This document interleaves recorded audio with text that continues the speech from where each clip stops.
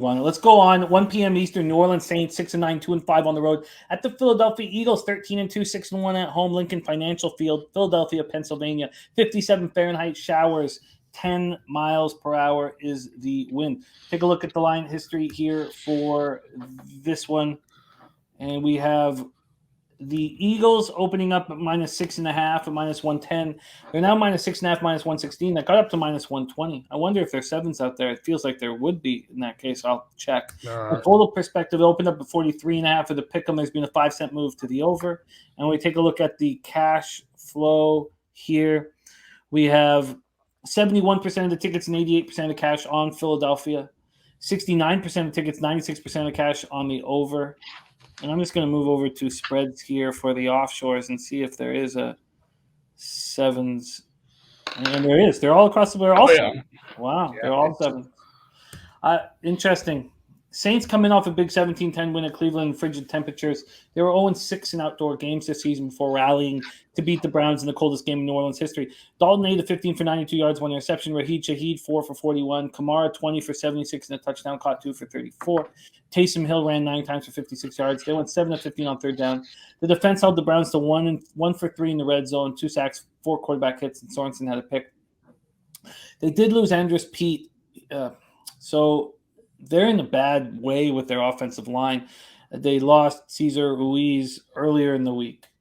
So Calvin Throckmorton was starting in Ruiz's spot. He's Andrus Peat's backup. So they had to put a backup center who was just elevated off the practice squad and Josh Andrews to replace Pete. So they don't have options. Another backup guard, Lewis Kidd, was inactive. So we don't know. I couldn't find out if it's a serious injury. I tried to get the information. I could not find out. So I don't know if anybody has that. A safety, Justin Evans, has a shoulder injury. He didn't play in the second half. I know we'll find out with the injury report tomorrow.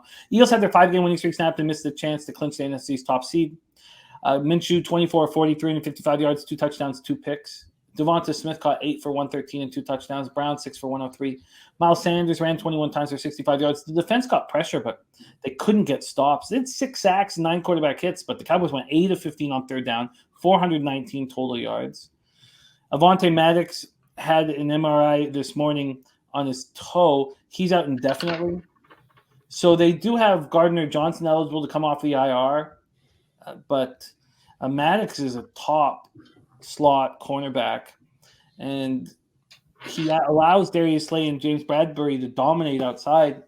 So with Maddox out, Josiah Scott will come into the slot with the possible return of Gardner Johnson, and Blankenship's been great at safety. Defensive tackle Jordan Davis is in concussion protocol. The Eagles are already dealing with the potential loss of Lane Johnson for the rest of the regular season and maybe beyond.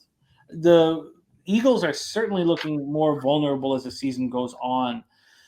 I don't want a vividness bias in my head, but Minshew starting with Mike Leach's death in Dallas.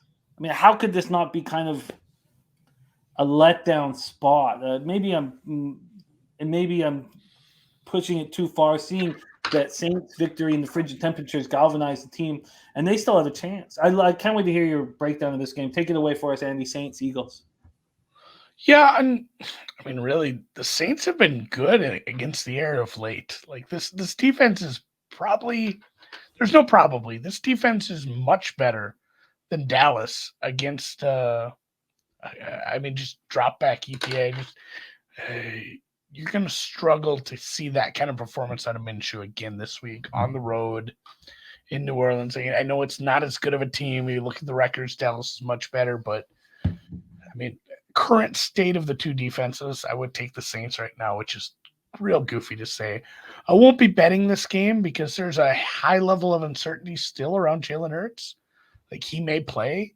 You're going to be feeling real silly having a Saints ticket if suddenly he's feeling all better, and kind of vice versa. I think they have plopped this down on a middling number. Eagles should win. I mean, even with Minshew, I think they can win. Saints obviously still playing hard. They can win their division yet. They need some help, but they're not out of it at all. They're only 1 game back from Tampa. Like I said, they're in the 12th spot, but it's still only a game back from the Bucks, so not much of an angle for me to bet this pregame. Just kind of waiting to hear the news, waiting to see what the injury reports bring us on Wednesday for Mr. Hurts. More interested in that to see how the I think his MVP candidacy is over at this point. Just with that, it's weird that like Sirianni took a huge hit in the coach of the year markets over before the game even started, honestly, over Jalen Hurts missing a game, as if he had that was just bad coaching by him, I guess, to get him hurt. But it's funny how these award markets go these last few weeks. So no bet in this one. I guess I'll be cheering for I'm kind of cheering for Washington. I may have a weird Washington NFC ticket.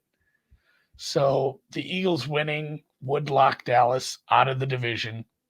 Dallas would have nothing to play for, like I said, in week 18, and it might be what we need to get Washington into the playoffs. I would like to see Washington in the playoffs as well. Brady says, where does the line go if Hurts plays? He says he thinks the line is saying that he will. I don't think it goes up a ton because you're not going through you're not getting a 10, but maybe closes 8.5. And the total at 44, Fat Win says he has this total at 52.5, says the total looks low. Can you touch on that quickly before we move on to the next game? Yeah, like I said, the Saints defense is a lot better than Dallas, but that's not like a lot to write home about right now. Dallas's defense is bad, and the Saints defense, like I said, they've been good through the air, but they haven't been all that good against the run. So I think Sanders has a big day. I think he gets him down there. They're a decent red zone team. I think Philly scores probably in the mid-20s. It just kind of comes down to what is New Orleans able to do at home. If New Orleans is able to go punch for them a little, it probably does end up a little closer to 50 than 40. So I think he's probably right. I do lean that way as well. Interesting. I need to know, obviously we need to know who's a quarterback for Philadelphia. I need to know what this offensive line looks like for the Saints. Yeah, it's crucial. Yeah, and Cesar Ruiz, my guy. Yeah, they're in rough shape there.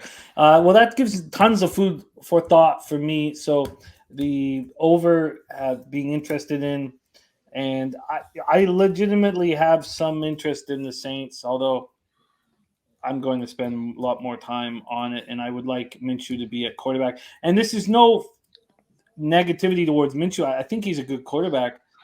I just think that was a hugely emotional spot last week. Now, I want to see him do that again. Interesting. And Mac Beaver says Hurts still an MVP chase if he shines and Mahomes lays an egg. There's more than just Mahomes in that MVP chase. But it's fun, and we know that Andy's got a lot of tickets on the award, so we'll discuss more of that week